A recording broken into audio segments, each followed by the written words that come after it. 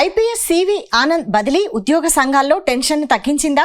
CV Anand బదిలీతో తమకు గండం తప్పిందని ఉద్యోగులు అనుకుంటున్నారా? సివి ఆనంద్ బదిలీతో ఉద్యోగులు ఎందుకు హమ్మయ్య అనుకుంటున్నారు? సివి ఆనంద్ పేరు ఎత్తితేనే ఉద్యోగులు ఎందుకు భయపడ్డారు?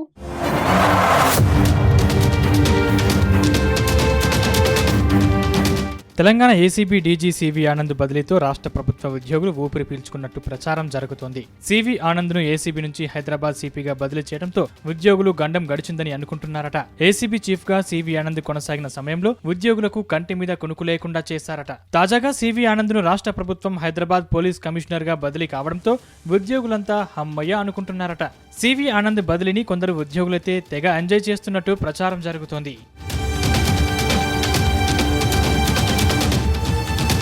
రాష్ట్ర ఏసీబీ చీఫ్ గా సివి ఆనంద్ బాధ్యతలు తీసుకున్నాక వరుస దాడులతో హడలెత్తించారు. కేవలం 6 నెలల్లోనే వరుస దాడులు, కేసులతో ఉద్యోగులను టెన్షన్ పెట్టారు. సివి ఆనంద్ వచ్చాక మొదటి 6 నెలల్లోనే సుమారు 90 వరకు ట్రాప్, ఆదాయానికి మించిన కేసులు నమోదయ్యాయి. ప్రత్యేక రాష్ట్రం ఏర్పడ్డ తర్వాత మొదటి 6 నెలల్లో ఈ స్థాయిలో ఏసీబీ కేసులు నమోదు కావడం ఇదే తొలిసారని లెక్కలు చెబుతున్నాయి. ఇటీవల రంగారెడ్డి జిల్లా joint collector BV Bhupal Reddy senior assistant ఏసీబీకి దొరకడం సంచలనం రేపింది. ఇద్దరు అధికారులు 8 లక్షలు లంచం తీసుకుంటూ పట్టుబడ్డారు. ఆ తర్వాత నిజామాబాద్ జిల్లాలోనూ ఏసీబీ అధికారుల తనిఖీల్లో నగర మున్సిపల్ కార్పొరేషన్ ఆర్వో నరేందర్ పట్టుబడ్డారు. ఆయన ఇంట్లో సోదాలు చేసిన అధికారులు దాదాపు 3 కోట్ల నగదుతో పాటు 51 తులాల బంగారం, 17 స్థిరాస్తి పత్రాలు స్వాధీనం చేసుకున్నారు. ఇలా వరుస ఏసీబీ రైడ్స్ తో ఉద్యోగులంతా టెన్షన్ పడ్డారట. ఒకానొక దశలో లంచం పేరు ఎత్తితేనే భయపడ్డారట. సివి ఆనంద్ లాంటి ఆఫీసర్ ఏసీబీలో ఉన్నన్ని రోజులు లంచాల జోలికి పోకపోవడమే బెటర్ అని ఉద్యోగులు భావించారట. అదే సమయంలో రాష్ట్ర వ్యాప్తంగా కూడా హాస్టళ్లలో సోదాలు జరగడం చర్చనీయాంశంగా మారాయి. మరోవైపు రిజిస్ట్రేషన్, రవాణా శాఖ, ఎక్సైజ్, మున్సిపల్ కార్యాలయాల్లో పెద్ద ఎత్తున అవినీతి జరుగుతోందని ఫిర్యాదులు రావడం ఉద్యోగుల్లో దుమారం రేపాయి. తాజాగా ఆయన బదిలీ ఉద్యోగుల్లో టెన్షన్ను తగ్గించినట్టు టాక్ వినిపిస్తోంది.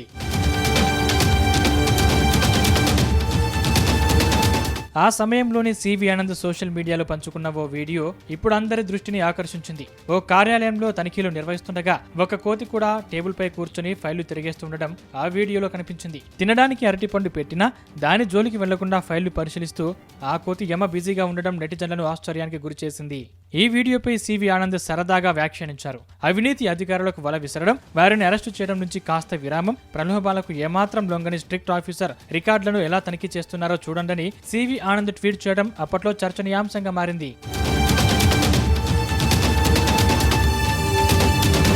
మొత్తంగా ఏసీబీ చీఫ్ గా ఇన్నాళ్లు కొనసాగిన CV Anand Hyderabad police commissioner గా సీనియర్ ఐపీఎస్ అధికారి సివి ఆనంద్ బాధ్యతలు స్వీకరించారు.